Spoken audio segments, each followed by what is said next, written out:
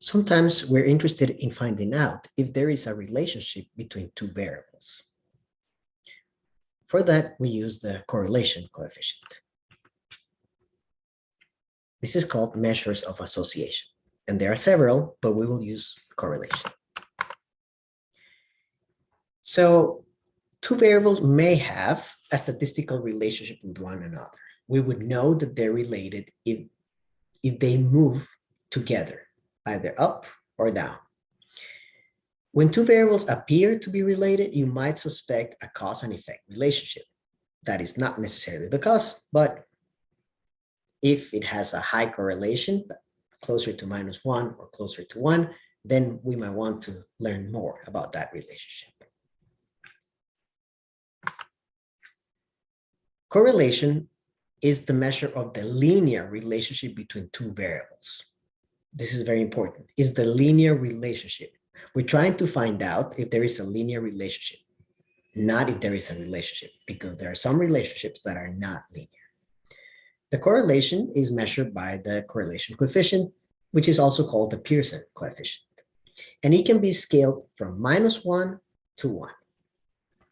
We use the Excel function correl, array1 and array2. I'll show you in a minute. It is important to note that for this function, it does not matter if the data represent samples or populations. Some examples of correlation. We have a positive correlation when the Pearson coefficient is closer to 1. In this positive correlation, we see a linear relationship. As x increases, y increases. A negative correlation would be a Pearson coefficient closer to -1. As x decreases, y decreases as well. A correlation coefficient of 0 would look something like this, but it could also mean something like this non-linear relationship. So a correlation of 0 or close to 0 does not mean that there is no relationship. It means that there is no linear relationship.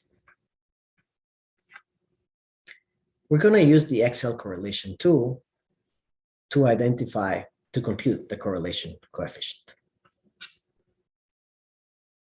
We're going to use the database called Beverages for this example.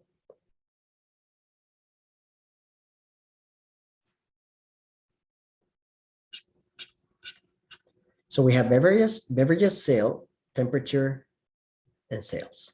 The first thing that we should do when we suspect a relationship is to visualize the data. The graph that we would use would be a scatter plot. We would highlight the data.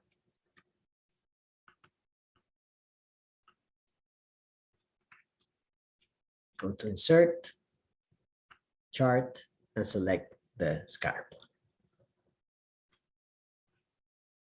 We can add chart elements or change the layout quickly using the functions to your left. Based on this graph, we can see that there seems to be a strong positive linear relationship. But to make sure, we should calculate the Pearson coefficient. And we can do so in two ways.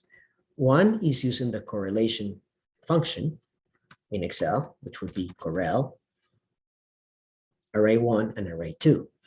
Array1 means the column where we have one of the values, temperature, and array2 would be the sales. That gives us 0.92, that's close to 1, meaning that there is a strong positive linear relationship. The other way that we can use to calculate the correlation would be going to data analysis, and from the analysis tool, select correlation. Notice that the input range does not ask for array1 and array2, so we would simply select the columns.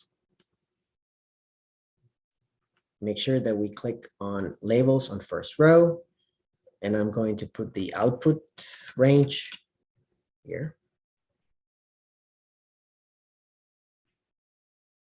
And it tells us that temperature and sales have a correlation of 0.9.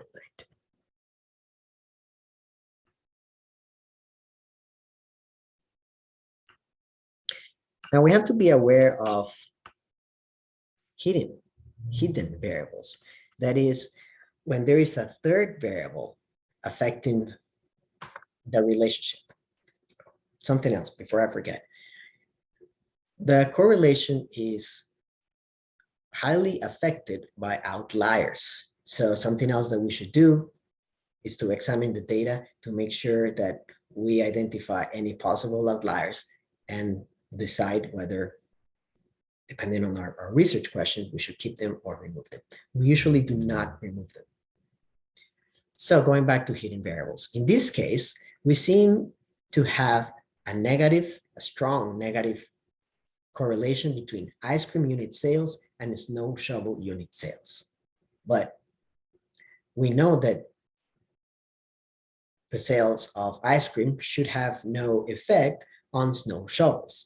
There is a third hidden variable. In this case, it's kind of obvious, but sometimes in business, not so much. The third hidden variable is season.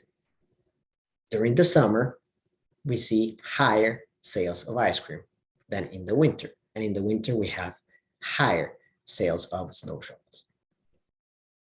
Again, it might seem obvious in this case, but not so much in our regular day-to-day business. So make sure that we dig deeper to identify what could be causing that relationship, the correlation, and that correlation does not mean causation.